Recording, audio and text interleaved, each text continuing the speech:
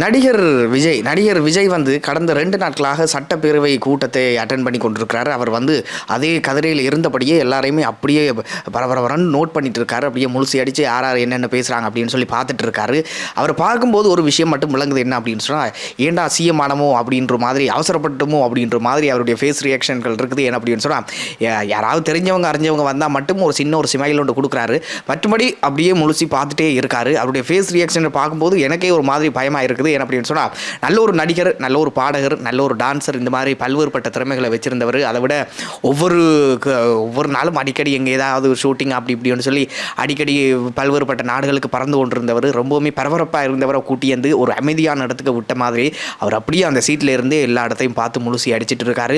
இந்த மாதிரி இருக்கும்போது அவருடைய ஃபேன்ஸில் இருந்து எல்லாருக்குமே ஒரு மாதிரி இருக்கும், என்னடா பரபரப்பாக இருந்த தளபதியை கொண்டு வந்து திடீரென அப்படியே முழுசி அடித்து பார்க்க வச்சுட்டீங்களடா அப்படின்ற மாதிரி இருக்குது. இது வந்து ஒரு பொலிட்டிக்கல் ரீதியான ஒரு கமெண்ட்ஸ் இல்லை, இது வந்து ஜஸ்ட் ஒரு பொதுமகனாக எல்லாருமே வெளியிலிருந்து பார்க்கக்கூடிய ஒரு பொதுமகனாக இருக்கக்கூடிய எல்லாருடைய ஒரு வியூவாக இருக்கும். பார்த்துருந்த எல்லாருமே நீங்களே யோசிச்சிருப்பீங்க, என்னடா இது தளபதி இந்த மாதிரி முழிச்சிட்டு இருக்காரு அப்படின்னு சொல்லி நீங்களே யோசிச்சிருப்பீங்க.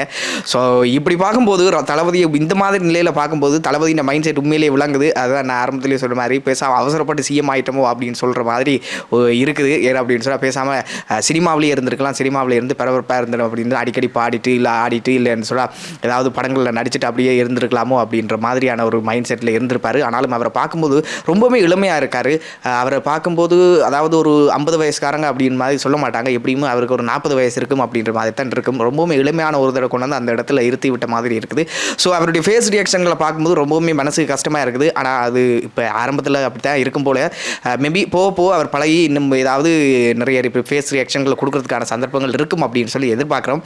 ஸோ போக மாறிடுவார் அப்படின்ற ஒரு நம்பிக்கை இருக்குது.